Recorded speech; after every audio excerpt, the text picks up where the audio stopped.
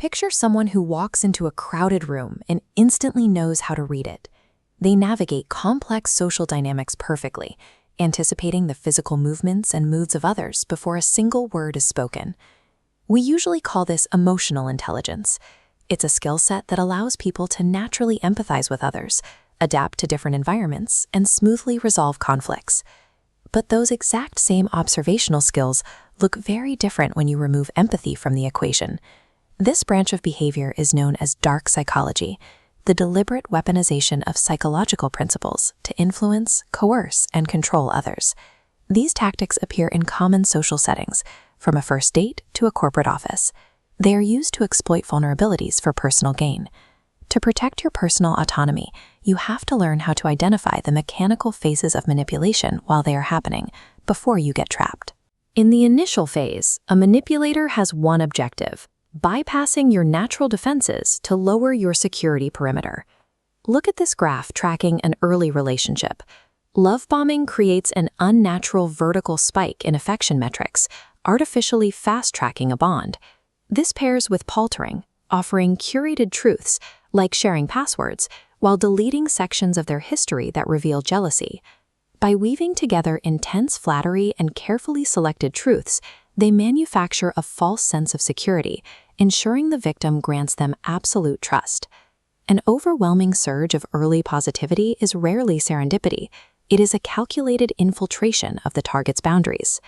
Once the target's guard is lowered, the manipulator begins a new phase, applying weight to the target's self-esteem and perception until the first fractures appear.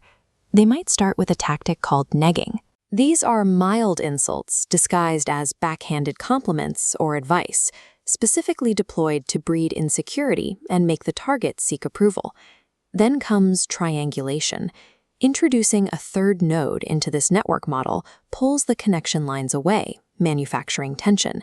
The ultimate destabilizer is gaslighting. The manipulator flatly denies the truth, creating cognitive dissonance that visually splits reality into conflicting points.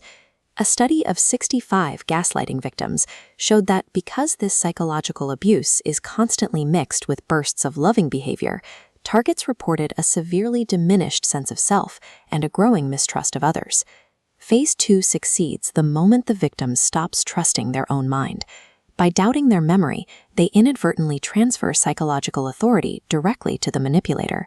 With the target fully destabilized and questioning their own sanity, the manipulator is positioned to extract exactly what they came for. They enforce compliance through guilt tripping, exaggerating the target's responsibility for things outside their control to force them into submission.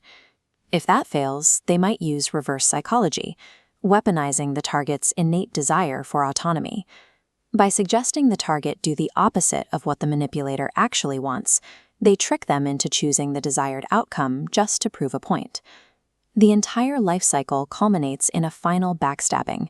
Once the target's initial usefulness is completely exhausted, the manipulator betrays them to secure a final gain.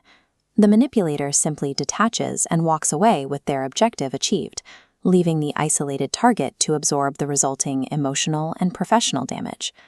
The mechanics of dark psychology are parasitic.